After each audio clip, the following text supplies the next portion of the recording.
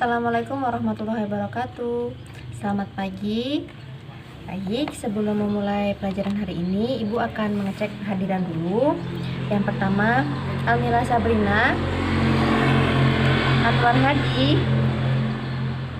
Feti Khairun Nikmah, ada.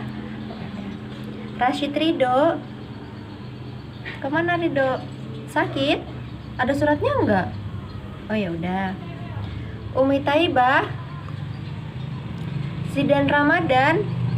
Oh ya, berarti hari ini yang tidak hadir cuma Rashid Ridho ya. Oke, kita doakan semoga lekas sembuh. Baik, sebelum memulai pelajaran, alangkah lebih baiknya kalau kita berdoa lebih dahulu. Marilah kita membaca surah Al-Fatihah bersama-sama. Berdoa dimulai.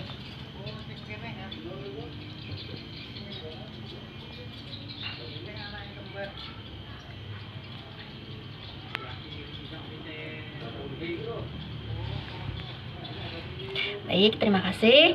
Jadi hari ini pembelajaran kita hari ini adalah membahas tentang sholat fardu. Ayo, pasti kalian sudah sering kan melakukan sholat fardu, kan kewajiban. Sebutkan apa-apa saja yang termasuk dalam sholat fardu. Fati? Sholat subuh, Bu. Sholat subuh? Iya.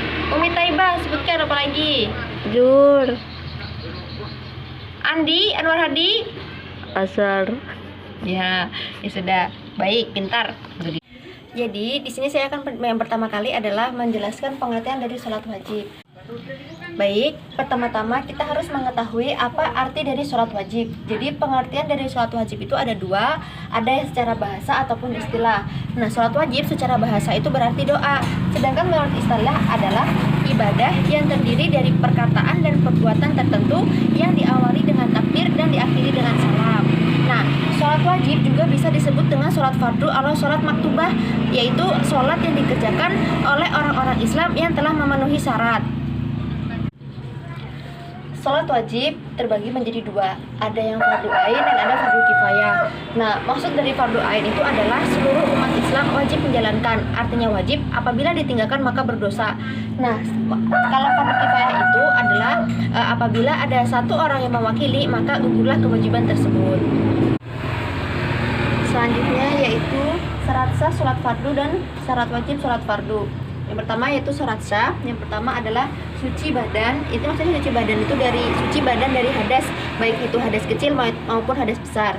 Yang kedua yaitu suci badan tempat pakaian dari najis. Nah, karena apabila ada najis maka sholat kita tidak sah. Nah, yang ketiga adalah menutup aurat. Bagi perempuan, menutup aurat itu seluruh tubuh kecuali kedua telapak tangan dan permukaan wajah. Bagi laki-laki dari pusar sampai lutut. Nah, yang keempat adalah menghadap kiblat. Yang kelima adalah telah masuk waktu sholat. Nah, sholat itu tidak wajib apabila belum masuk waktu, dan apabila sholat dikerjakan saat waktu belum masuk maka sholatnya itu tidak sah. Nah, selanjutnya yaitu syarat wajib. Yang pertama Islam, yang kedua balik dan berakal. Nah, jadi orang gila itu tidak wajib melakukan sholat karena dia tidak berakal.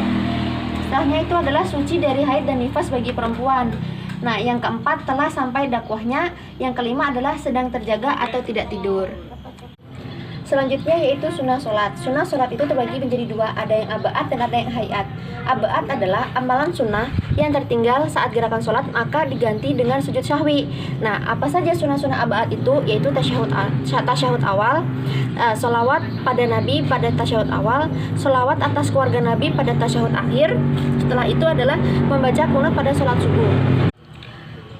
Yang kedua yaitu adalah sunnah hayat. Apa sunnah hayat itu? Jadi sunnah hayat itu adalah amalan sunnah apabila tertinggal saat gerakan sholat maka tidak perlu diganti dengan sujud syahwi. Nah, apa saja sunnah hayat itu? Yang pertama adalah mengangkat tangan ketika takbiratul ihram. Yang kedua adalah meletakkan tangan kanan di atas tangan kiri saat sendekap. Yang ketiga adalah memandang ke tempat sujud. Yang kelima adalah membaca doa iftitah. Keenam adalah tumaninah. Yang ketujuh adalah membaca amin setelah membaca surah Al-Fatihah. Yang ketujuh adalah membaca surah biasa setelah surah Al-Fatihah. Yang kedelapan adalah mendengarkan bacaan imam bagi makmum. Yang kesembilan adalah mengeraskan suara pada 2 rakaat pertama pada sholat maghrib, sholat maghrib dan isya dan subuh, zuhur dan asar enggak.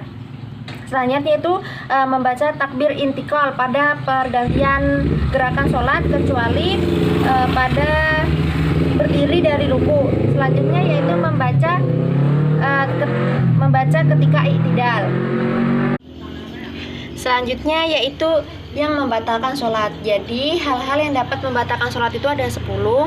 Yang pertama adalah bicara dengan sengaja. Jadi saat sholat itu kita tidak boleh berbicara. Kalau kita berbicara maka sholatnya batal. Yang kedua adalah tertawa, sama dengan halnya berbicara, maka tertawa juga tidak boleh saat kita sholat.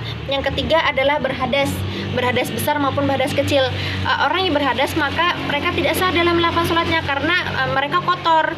Selanjutnya yaitu terbuka auratnya. Nah, tadi sudah dijelaskan kan kalau perempuan itu seluruh badan kecuali kedua telapak tangan dan permukaan wajah. Jadi untuk yang perempuan kalau sembahyang harus dilihat dulu apakah auratnya sudah tertutup atau belum. Begitu pula dengan laki-laki yaitu dari pusar dan lutut. Jadi harus berpakaian sopan juga ya untuk laki-laki, tidak harus menutup aurat dan dari pusar dan lutut, tapi seluruh alangkah baiknya kalau kita memakai baju yang tertutup. Selanjutnya yaitu merubah niat.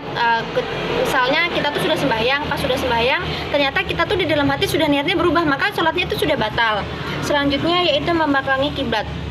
Kita saat sembahyang itu wajib menghadap kiblat. Di mana kiblat kita? Yaitu di Mekah, di Masjidil Haram. Selanjutnya itu udah makan dan minum. Sama halnya dengan berbicara ataupun tertawa, maka saat kita sholat, kita melakukan makan dan minum, maka sholat kita batal. Selanjutnya yaitu murtad. Apa itu murtad? Murtad adalah keluar dari agama Islam. Selanjutnya adalah meninggalkan salah satu rukun sholat dengan sengaja. Benar-benar dengan sengaja. Mungkin karena dia ingin memperpendek atau terburu-buru, lalu dengan sengaja meninggalkan rukun sholat, maka itu batal sholatnya. Selanjutnya yaitu melakukan gerakan selain sholat selama lebih dari 3 kali, maka sholatnya batal. Selanjutnya yaitu rukun dan syarat sholat. Yang pertama itu niat. Saya contohkan di sini misalnya kita niat sholat zuhur yaitu usolli fardhu zuhri arba'a raka'atin mustaqbilal kiblati adaan makmuman itu bagi makmum dan imaman bagi imam lillahi ta'ala. Selanjutnya yaitu berdiri bagi yang mampu. Jadi misalnya ada yang tidak mampu berdiri, maka bisa dengan duduk. Apabila dengan duduk juga tidak mampu, maka bisa dengan berbaring. Nah, apabila dengan berbaring tidak mampu, maka bisa menggunakan isyarat mata.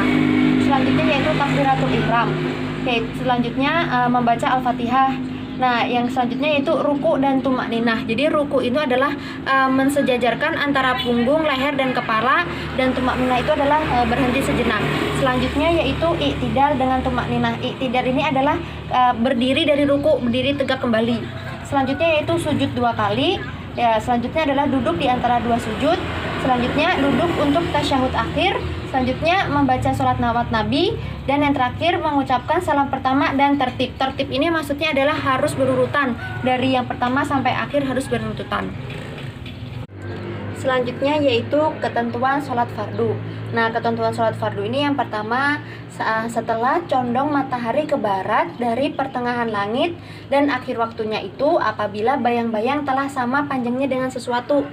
Yang asar yaitu dimulai dari habis waktu zuhur sampai terbenamnya matahari. Yang selanjutnya itu subuh dari terbit fajar sampai terbit matahari. Selanjutnya yaitu maghrib, yaitu dari terbenamnya matahari sampai terbenamnya syafaq. Apa itu syafaq? Yaitu cahaya merah di kaki langit sebelah barat. Selanjutnya yaitu isya.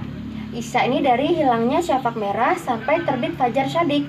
Nah, jadi itu dia ketentuan-ketentuan sholat fardu. Jadi kalian kalau mau menjalankan sholat harus dilihat dulu benar-benar sudah masuk waktunya atau belum. Karena kalau kalian melakukan sholat saat waktunya belum masuk atau bukan pada waktunya, maka sholat kalian tidak sah. Selanjutnya, ibu akan menunjuk salah satu dari kalian untuk membacakan niat dari sholat fardu. Siapa yang mau? Ayo, jangan tunjuk-tunjukkan. Oh, Feti mau? Ayo dah, Feti aja, nggak apa-apa. Yang teman-temannya malu ya. Niat sholat zuhur. Usolli fardhu zuhri arba'a raka'atin mustaqbila qiblati ada makmuman atau imaman lillahi ta'ala. Niat sholat isya.